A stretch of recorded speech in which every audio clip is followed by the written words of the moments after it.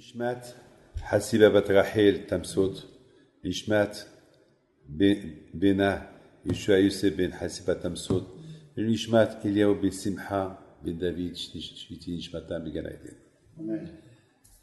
Tout d'abord, ce matin en venant de Yerushalayim, j'étais en train de penser, vous savez, parce que on a lu dans la paracha qu'on compare l'homme au Beth Amikdash. J'ai expliqué ce matin ce que la Torah a dit. La Torah a dit Kitibnit Bait Hadash. Lorsque tu construis une nouvelle maison, il faut faire une rampe. Alors, j'ai posé une question ce matin. J'ai dit, est-ce que la Torah a besoin de me dire il faut faire une rampe? Mais c'est normal. Lorsqu'on construit une maison, il faut qu'il y ait une rampe.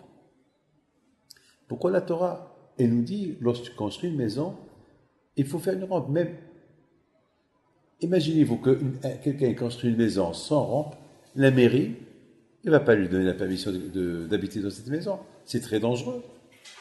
Alors moi, je suis arrivé à une conclusion. Étant donné que nous sommes le mois de Elul, et le mois de Elul, il faut se construire à nouveau. Kitivne Bait Hadash. L'homme, c'est le Bait. Alors, le mois d'Elul, c'est pour ça, après le mois d'Elul, c'est Rosh Hashanah. C'est la nouvelle année. Donc, tu veux passer une bonne année, nouvelle année, sois déjà toi aussi nouveau. Comment tu peux rentrer dans la bonne année si tu es sale? C'est pas logique. Si tu es sale, tu ne peux pas rentrer dans la bonne année. Pour rentrer dans la bonne année, il faut être très propre. Akadosh Baruch Hu, il prépare à Rosh Hashanah une belle année à venir. Alors, pour qu'il soit une belle année à venir, il faut que toi tu rentres dans cette année propre. Imaginez-vous quelqu'un qui construit une belle maison, il vient, il travaille dans un chantier, debout, la boue, et il rentre dans cette belle maison qu'il a construite. Attends, c'est pas logique. Ça marche pas. Alors, tu veux rentrer dans une belle maison propre, sois propre. Alors, c'est la raison pourquoi le mois d'Elul, c'est le mois où chacun de nous, il devient propre pour rentrer dans l'année propre. C'est ça que j'ai pensé expliquer qui est venu Bait Hadash. Si tu construis une nouvelle maison, si tu veux te construire à toi, alors, il faut que tu fasses des barrières. C'est les barrières qui vont te protéger. Des barrières. C'est quoi des barrières? Des barrières, ça veut dire, pour moi, les barrières, c'est un travail de soi. Par exemple, il y a quelqu'un qui vient chez moi et me dit, Rabbi David, fais-moi une bracha pour que j'arrête de fumer. Et je lui dis, il n'y a pas de bracha. Il n'y a pas de bracha. Il faut que tu t'arrêtes. Il n'y a pas de bracha. Il faut que tu arrêtes de fumer. Il n'y a pas de bracha. Il y a quelqu'un qui vient chez moi, me dit, je veux, Rabbi David, que mes enfants ils sont tzadikim. Et je lui dis, tu veux que tes enfants, une bracha pour que mes enfants ils sont tzadikim. Je dis, avant que tu me demandes que tes enfants ils sont tzadikim, il faut déjà que toi, tu es tzadik. Il faut que tes enfants, ils voient que tu es tzadik, que tu n'es pas hypocrite. Mais si tes enfants ne te voient pas, quoi, tu veux la vie facile, toi tu veux vivre comme Bil'am, et tu veux avoir des enfants comme Abraham, Isaac et Yaakov, ça ne marche pas comme ça. Alors, toi aussi, il faut que tes enfants... Vous savez, j'ai vu une belle histoire. Il y avait un monsieur que chaque fois qu'il a le cours de Torah, il s'endort, il commence à ronfler. Et le rabbin, il le réveille, il lui dit, mon fils, tu me déranges. Tu viens, tu écoutes le cours et tu ronfles, et tu fais rire tout le monde et ça nous déconcentre du cours. Il dit, Rabbi, je vais faire tout, c'est la fatigue du travail. Il dit, bon, si tu es fatigué, il va dormir, ne viens pas au cours. Et un jour, le rabbin lui a dit, je ne veux plus que tu viennes. Catégorique, je suis avec toi, je ne veux plus que tu viennes. Il dit, Rabbi, je t'en prie, c'est important pour moi que je vienne. Parce que moi, je travaille toute la journée. Écoutez bien ça. Moi, je travaille toute la journée. Je suis fatigué, je suis crevé. Fatigué. Mais je n'ai pas le temps d'éduquer mes enfants. Mais moi, la seule chose que je peux donner à mes enfants, c'est qu'ils me voient venir à la yeshiva. Ils voient que j'étudie. C'est important pour moi. Parce que si je viens du travail et je dors, ils vont dire, c'est ça la vie. On travaille et on dort. Mais non, moi je vais éduquer mes enfants que je travaille, après je vais étudier. Le rabbin, lorsqu'il a écouté ce raisonnement, il a dit, tu sais quoi? Continue à venir. Si tu fais ça pour l'éducation de tes enfants, j'accepte. Vous savez, beaucoup de fois, ça m'arrive que je suis fatigué. Et j'ai un problème. Malheureusement, je ne peux pas étudier si je n'ai pas des lunettes. C'est parce que je vois de près. Donc j'ai besoin des lunettes. Et une fois, j'ai perdu mes lunettes. Aujourd'hui, bon Hachem, j'ai 4 ou 5 paires de lunettes à la maison. Là où je vais, j'ai là-bas des lunettes. Partout, j'ai des lunettes. J'ai peut-être une centaine de lunettes dans toutes les chivotes que j'ai au monde. Mais là, j'avais un problème. À la maison, j'avais ma paire, je ne la trouve pas.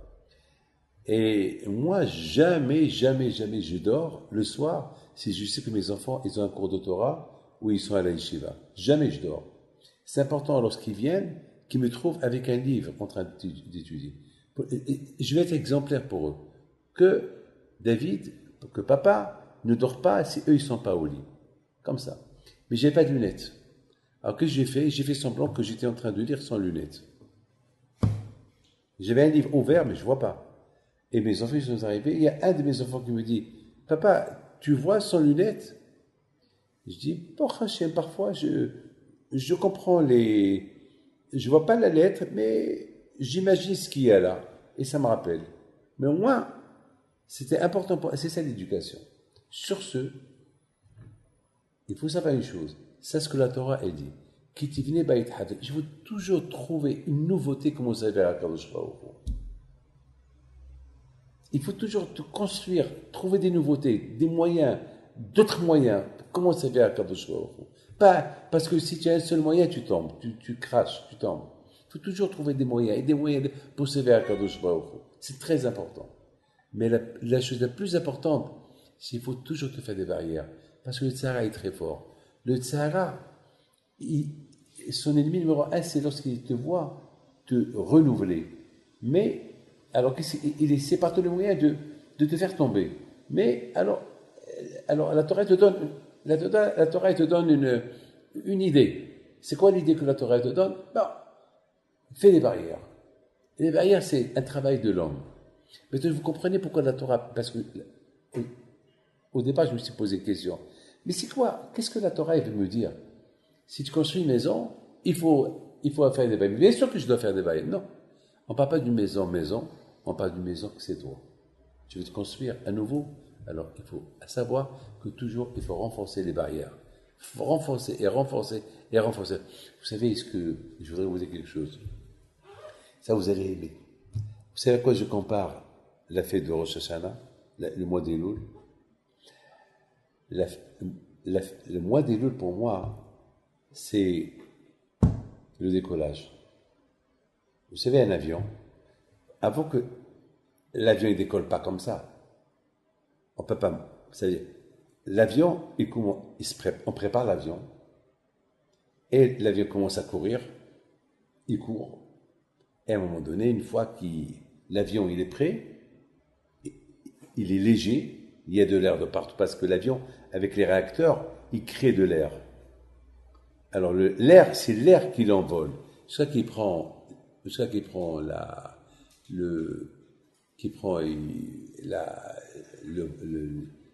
ça s'appelle, l'attitude. Bon, après, il est emporté par l'air. Mais il faut le décollage. Alors moi, je joue sur les mots. Il y a décollage, il y a décollage. Le décollage, c'est lorsque tu décolles. Il y a le décollage, tu décolles une chose d'un autre. C'est-à-dire que si tu veux décoller de le service d'Hachem, il faut te décoller du matériel, de tous les tsaras qui peut t'embêter, qui peut t'empêcher. Et c'est ça le mois d'Elul. Le mois d'Elul, c'est deux sortes de décollage. Décollage, mais pour décoller, il faut te décoller des choses qui t'ont embêté toute l'année pour pouvoir rentrer, pénétrer dans l'air de Rosh Hashanah. Sans ça, il y a un problème. Vous n'avez pas remarqué qu'à Rosh Hashanah, on mange des grenades, on mange de la douceur, on mange des dattes, on mange beaucoup de choses. La tête du mouton, le poisson, et tout ça, ne croyez pas que c'est avec pour le kiff de manger tout ça. Non, chaque chose représente quelque chose. Par exemple, la tête qui représente, pour rentrer à Rosh Hashanah, il faut renouveler la tête. Il faut que la tête soit propre maintenant. C'est le moi, il faut le changer. Vous savez, chaque chose, jusqu'à maintenant, tu étais avec les tzara, accompagné avec ça. Maintenant, c'est autre chose. Maintenant, c'est la douceur, c'est la Torah. Rosh Hashanah, c'est quelque chose. C'est pas. Il y a quelqu'un qui me dit, Rabbi David, mais je sais pas, je sens rien à Rosh Hashanah. J'ai acquis pour tu sens quelque chose. Il m'a dit aussi, je sens rien. Je lui dis, moi, David Pinto, j'attends toute l'année Kippour. Il me dit, mais Kippour, vous attendez jeûner? Mais j'adore, c'est le jour. Parce que c'est un jour que Hachem nous l'a donné gratuitement, un cadeau, que ce jour-là, il nous pardonne. Il faut être convaincu qu'il y a un pardon. Bien sûr, si tu ne sens pas, c'est que tu n'es pas convaincu. C'est que tu n'as pas la douceur de la Torah, tu as la douceur de rien, donc tu ne sens rien du tout. Mais c'est pas possible que tu ne sens rien du tout. Parce que tu as l'habitude de vivre ta vie, alors tu vas vivre ta vie, même la même vie comme ça à Rosh Hashanah et Kippour. Non, il faut changer ta vie. Et c'est ça qui t'est venu Baït Hadash. La Torah veut te dire, qui t'est tselam il Hamas, quoi, la paracha d'hier, c'est-à-dire que tu sors faire la guerre contre qui? Contre toi et Tzara. Alors tu veux faire la guerre contre Tzara. Alors la Torah te donne une idée. Laquelle? L'idée qui te donne la Torah, eh bien, l'idée, il faut apprendre à te construire chaque jour à nouveau. Mais pour te construire à nouveau, il faut toujours renforcer les barrières. Tes propres barrières, tes midotes.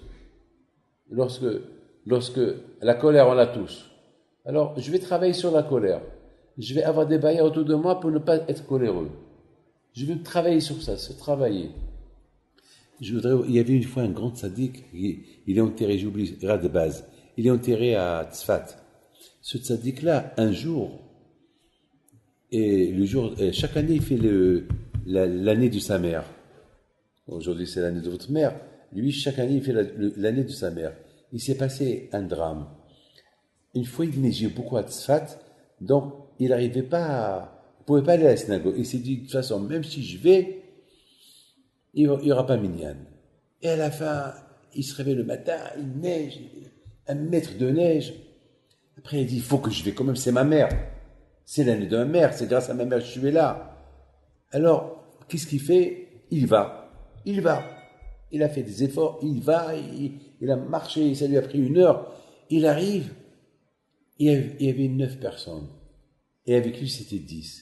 Après la prière, il était content. Il a commencé à pleurer. Alors, il lui a dit, Rabbi, tu pleures parce que c'est l'année de ta mère et te manque ta mère. Il a dit, c'est pas qu'elle me manque ma mère, mais comment j'ai eu l'audace et l'idée de ne pas venir ce matin à cause de la neige. Il a dit, tu es pas tôt, c'est pas ta faute. Il a dit, comment c'est pas de ma faute avec tout ce qu'elle a fait pour moi? Alors, ils lui ont dit, bien sûr, la maman, elle fait toujours pour les enfants. Mais ce qu'elle a fait ma mère pour moi, personne ne l'a fait. Alors, ils lui ont posé la question, qu'est-ce qu'elle a fait ta mère pour toi? Alors, regardez la réponse qu'elle a répondu. Elle dit, mon père, son travail était, il fabriquait des fours pour chauffer les maisons. Et pour chauffer les maisons, pour fabriquer des fours, il faut des briques spéciales. Et lui, il y avait, une fois, c'était en plein hiver, il avait beaucoup de commandes, mais il n'y avait pas des briques. Il n'y avait pas de briques parce qu'il faisait mauvais partout, et le pauvre, il n'avait pas de briques. Donc, il ne travaillait pas. Et un jour, le rabbin vient chez lui. À l'époque, il n'y avait pas des écoles comme il y a aujourd'hui. Alors, chacun, il avait un rabbin privé. Donc, pour ses efforts, il y avait un rabbin privé. Le rabbin lui dit, écoute, moi, ça fait 2 mois que tu ne m'as pas payé. Et là, si tu ne me payes pas, je ne prends pas ton fils. Il avait un fils unique. Il a dit, c'était moi. Et mon père, il a dit, mais j'ai pas d'argent. Il a dit, si tu n'as pas d'argent, tu m'excuses. Moi, il faut que je vis. Il faut que je vis. Tu m'excuses, il faut que je vis. S'il n'y a pas d'apparence, avec quoi? Comment tu veux que je lui enseigne la Torah si je n'ai pas de quoi manger? Il faut que, si tu ne me payes pas, il faut que je sorte apporter d'argent pour ma panassa. Le Shabbat, ils l'ont passé. Il lui a dit, dis-moi jusqu'à dimanche. Le Shabbat, il y a un riche qui lui dit, voilà, mon fils il se marie, il a besoin d'un petit four à la maison. Un four. Mais avec quoi? Quelle brique? Il rentre à la maison. Il dit à sa femme, comment on va faire? Le rabbin va jeter notre fils. Pas de pain à ça. Et aujourd'hui, le riche de la ville, il me commande un four pour la maison. Mais avec quoi? Il n'y a pas de briques. Et là, si j'avais des briques, j'ai de quoi payer le rabbin, on a de quoi vivre. Parce que ce riche-là, il m'a donné une grosse somme d'argent. Il m'a dit, tu me construis un four, je te donne tant. Sa femme lui dit, Moshe, j'ai une idée. Il dit quoi? Eh ben, notre four, on va le démonter brique par brique. Et avec ces briques-là, tu construis le four du riche. Ah bon, mais on va avoir froid. Eh bien, pour l'éducation de notre fils, ça vaut la peine. Ça vaut la peine. Toute la nuit, il se restait réveillé à enlever brique, démonter le four brique par brique. Maintenant, le Radbaz, il raconte, il dit, je dois la Torah. Tout ce que je suis aujourd'hui, je le dois à ma mère. Et comment aujourd'hui, je n'allais pas venir pour l'année de ma mère? Comment elle a tout fait pour moi? Si je suis Radbaz aujourd'hui, c'est grâce à elle. Ils sont privés de la chaleur de la maison pour payer le rave. Donc, c'est ça, vous voyez, c'est ça. Il faut toujours, vous savez, beaucoup de fois ça m'arrive que j'ai des faiblesses, je ne dois pas d'honneur. Parfois j'ai des faiblesses dans le service d'Hachem.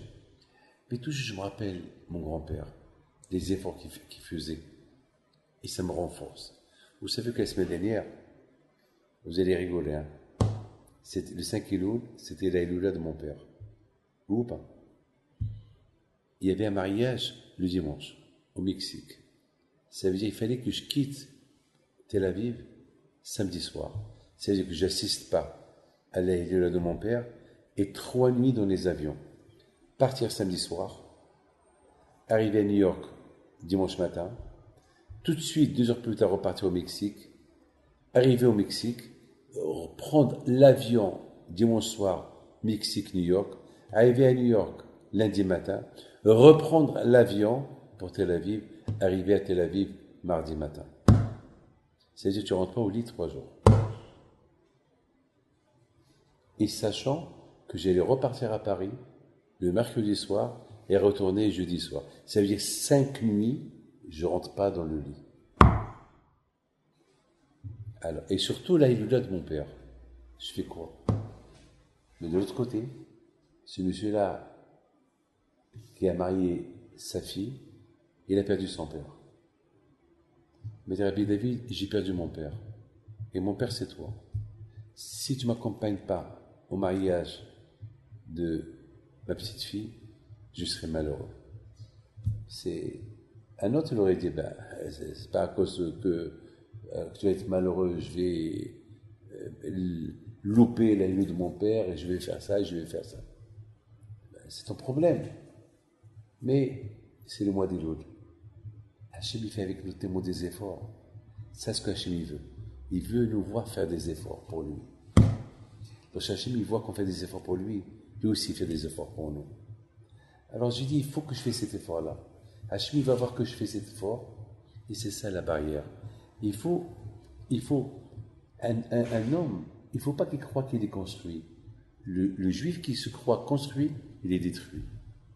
C'est toujours une construction nouvelle, une reconstruction nouvelle, avec toujours des barrières bien renforcées contre le Sahara. Et faire plaisir à Kadosh Baruch Hu. Tu fais plaisir à Hachem, il te fait plaisir. Tu fais des efforts pour Hachem, il te fait des efforts. Maintenant, je voudrais vous poser une question, d'accord? Écoutez, à vous aussi je vous la pose. Regardez. Imaginez-vous, ça c'est le Aaron HaKodesh. Oui ou pas? Le Aaron HaKodesh, il se trouvait où? Dans le Kodesh HaKodeshim. Est-ce qu'on le voyait ou on ne le voyait pas? Personne ne le voit. Alors, pourquoi? Pourquoi Hachem, il nous donne à faire un Aaron HaKodesh qu'on ne voit pas? Pourquoi? Quelle est la raison? Quelle est la raison? Le contraire, qu'on le kiffe, qu'on le voit. Non, Hachem, il veut qu'on ne le voit pas. Première question. Deuxième question, qu'est-ce qu'il y avait dans l'Aaron HaKodesh? Non, avec quoi on le tenait? Avec des barres, oui ou pas? Et ces barres-là, ils étaient attachés avec le Aaron ou pas? Non. Ils étaient de les anneaux, 4 anneaux, et la barre était uniquement à l'intérieur, était pas attachée. Je ne comprends pas. Puisqu'on ne va jamais le lever, pourquoi on avait besoin des barres? Et pourquoi on avait besoin des anneaux? Et pourquoi on avait besoin de faire entrer ces barres-là à l'intérieur? Pourquoi? Ok, vous allez me dire que c'est esthétique. Les barres, c'est esthétique. Parce que on ne peut pas lever un rond sans les barres. Ah, pourquoi ils n'étaient pas attachés avec les anneaux? Pourquoi ils n'étaient pas soudés avec les anneaux? Non, ils étaient suspendus dans les anneaux. Ah, mais c'est autre chose. Il paraît que la Torah dit que les barres, ils étaient, regardez mes mains. Ça, il y avait un rideau. Là, c'est côté Shakodashim. Et les barres, ils touchaient le rideau. Et ceux qui étaient dehors, ils voyaient comme deux choses pointues, comme deux seins. Comme ça, les Juifs qui ne peuvent pas rentrer à l'intérieur, ils savent que c'est le Haron. Ils savent que c'est le Haron, mais pourquoi il fallait montrer puisque je ne le vois pas? À quoi ça me sert ces deux barres-là que ils touchent le rideau et pour qu'on sait, c'est les barres qui sont accrochées de. C'est question. Et la grande question que tout le monde pose, Baal HaTurim, il dit comment ça s'appelle, Baal HaTurim, il y avait les deux chérubim, chérubins, c'est ça? Oui. Ils étaient comme deux qui étudiaient la Torah. C'est quoi ce message-là? Donc, à Kulpanim, en tout, qu'est-ce qu'on avait besoin de Aaron à l'intérieur, puisqu'on ne le voit pas? Qu'est-ce qu'on avait besoin des barres? Pourquoi les barres n'étaient pas accrochées dans les anneaux? Pourquoi les barres touchaient le rideau, comme Shnei comme deux seins? Pourquoi tout ça? En plus, Hachamim, ils utilisent le mot de sein, Dadaim. C'est quoi tout ça? Vous savez, mes enfants, vous allez être un jour mariés, si Dieu veut. Sachez une chose importante, que la maison d'un juif, c'est un Beth Amikdash. La maison d'un juif, c'est un Beth Amikdash. Les parents, c'est eux. C'est eux. C'est eux les Kohanim. C'est eux qui vont être exemples pour comment ça s'appelle, pour ces barres-là. Vous savez, le Aaron HaKodesh, c'est les parents, le père et la mère. À l'intérieur du Aaron, c'est la Torah. La Torah qui va enseigner à qui? Ces barres-là, qui représentent quoi? Qui représentent les enfants. Mais ce n'est pas tous les enfants qui sont pareils. Les parents, il ne faut pas les forcer. Et les parents, ils n'ont pas le droit de forcer les enfants. Soyez comme ça, soyez comme ça. Il faut, comme dit David Shlomo Meler, il faut éduquer l'enfant selon son rythme. Il faut aller selon sa hukma parce que ce n'est pas tous les enfants qui sont pareils. Il faut aller doucement avec eux. Et c'est ça le symbole de l'anneau et la barre qui est à l'intérieur. Ça veut dire, il faut être cool. Il faut être comme ça et comme ça. Quand il dit le carotte et le bâton, mon père Lava Shalom, il s'est comporté avec nous comme ça. Il nous achetait avec l'argent, papa. Papa, il nous achetait avec des cadeaux. Il savait qu'il y a le Sahara, donc il nous achète avec des cadeaux. Allez, Shabbat, si vous allez chez Bemotra étudier, je vous donne à Savoyer le dimanche, je vous donne 10 sous dimanche. Donc il nous achetait avec de l'argent. Mais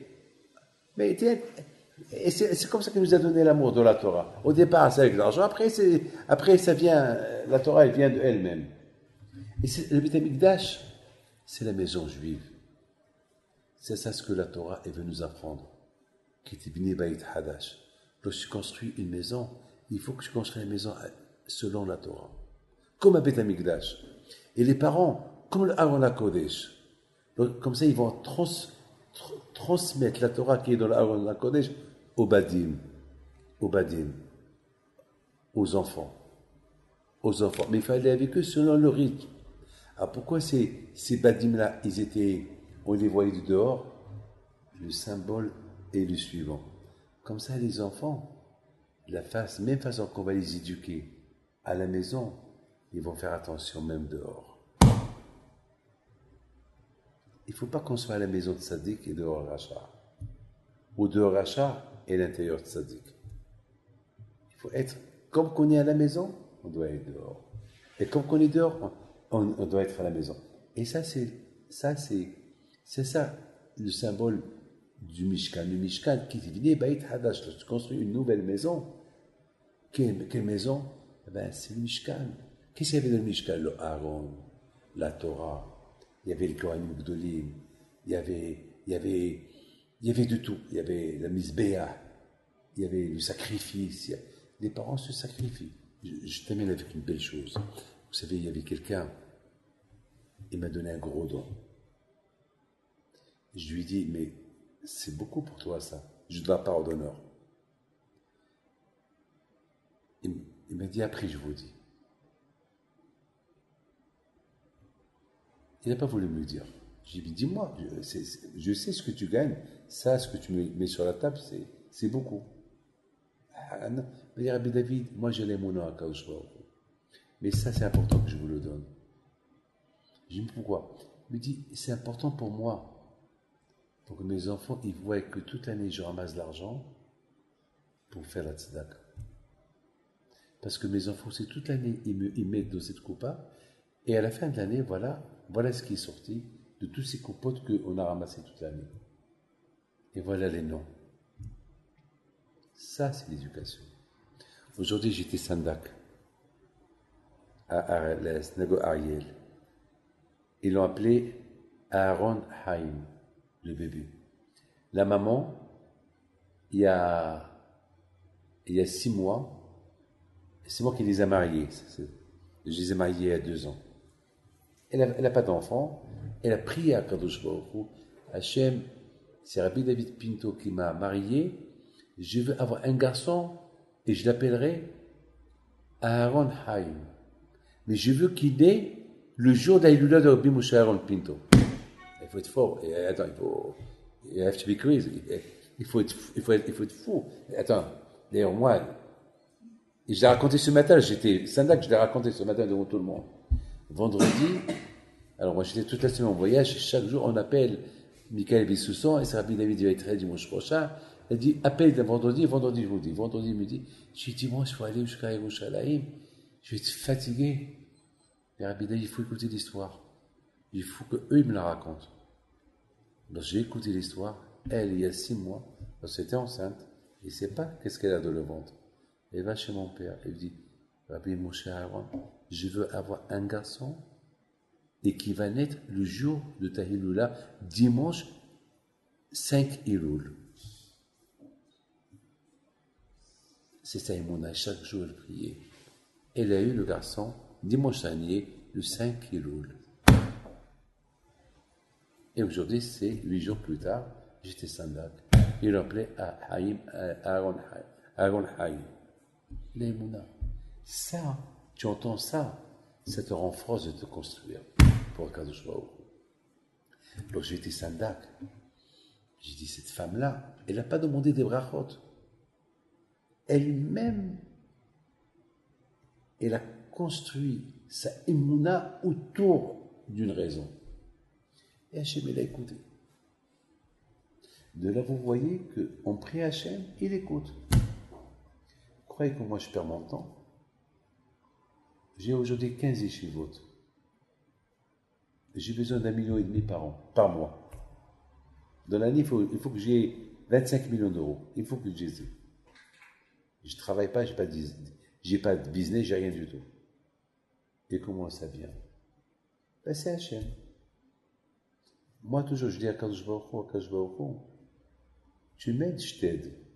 Tu ne m'aides pas, tu perds. Parce que si Shivot, c'est pour toi. C'est pour étudier ta Torah. C'est pas pour toi, c'est pas pour moi. Moi, je peux faire comme mon père. Mon père n'avait pas dit Shivot, il bénit les gens et les gens lui donnent des dons et il paie avec ça. Je peux faire ça moi aussi. C'est trop ta faute. Mais je ne fais pas dit Shivot. Tu veux que je dise Shivot, il faut que tu m'aides. Ça, ce qu'on appelle Kitivni Bait Hadash. Il faut toujours passer le Sarah. Comme j'ai dit ce matin, j'ai un vrai Sarah.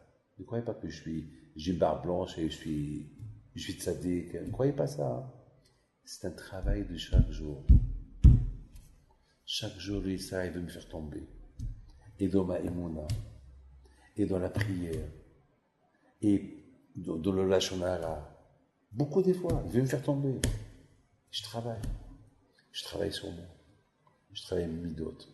Allez, David, allez, ne regarde pas ça. Fais attention à ça. Ne parle pas à ça. Toujours. C'est ça ce qu'on appelle. C'est comme ça qu'on se construit pour Rosh Hashanah. Mais pour cela, il faut des barrières. Il faut faire et se faire des barrières.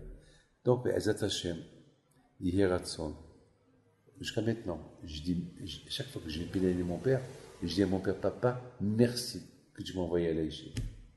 Merci, papa. Parce qu'il m'a envoyé à la yeshiva depuis l'âge de 8 ans, 9 ans. Et je ne l'ai pas vu 7 ans. Et j'étais en colère contre lui.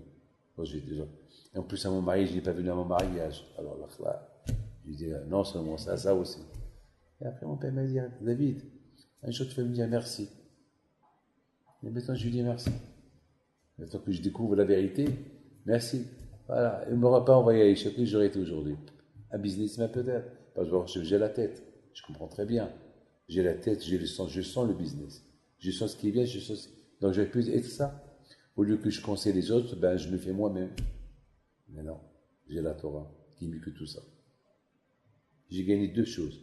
Et je conseille les autres pour leur vie matérielle, et j'ai gagné la Torah. Mais pour ça, il faut être fort.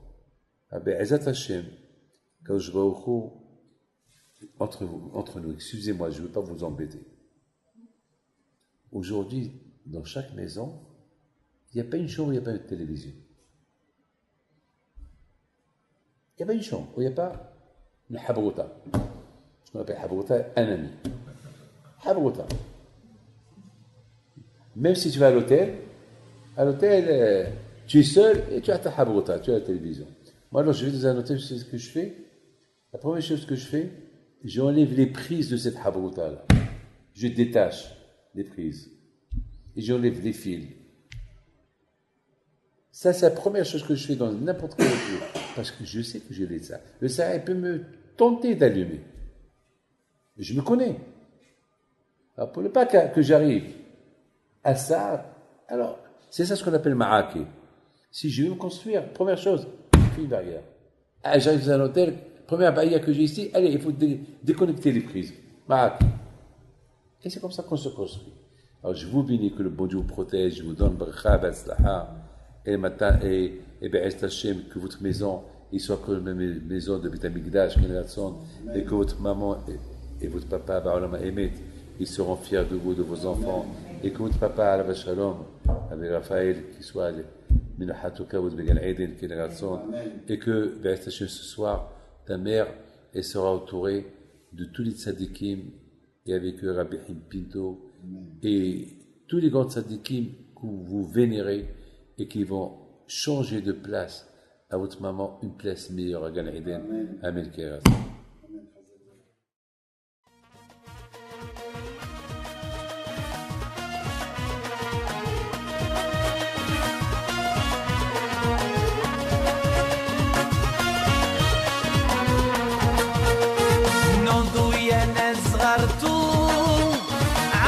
حي بنتو وقف لنا زي خو